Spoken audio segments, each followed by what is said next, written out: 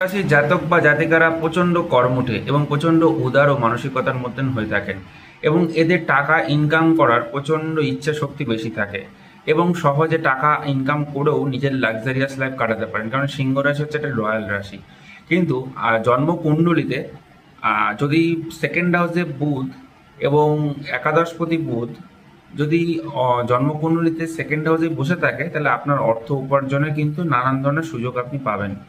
যদি আপনার জন্মকুণ্ডলিতে রবি এবং শুক্রের কোনো সংযোগ তৈরি হয়, অর্থাৎ শুক্র যদি তৃতীয়ভাবে বসে থাকে এবং দশম ভাবের যদি শুক্র অধিপতি হয়ে থাকেন, সেক্ষেত্রে রবি যুক্ত হয়, তাহলে অর্থ প্রাপ্তি কিন্তু আপনার জীবনের বড় আকর্ষণীয় হয়ে উঠতে পারে।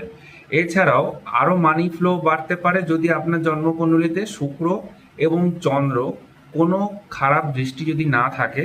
অবশ্যই আপনার জীবনে ধনযোগ তৈরি হবে এবং আয়ের উৎস বাড়বে এবং বিভিন্ন জায়গা থেকে ইনকাম সোর্সও আপনার বাড়বে।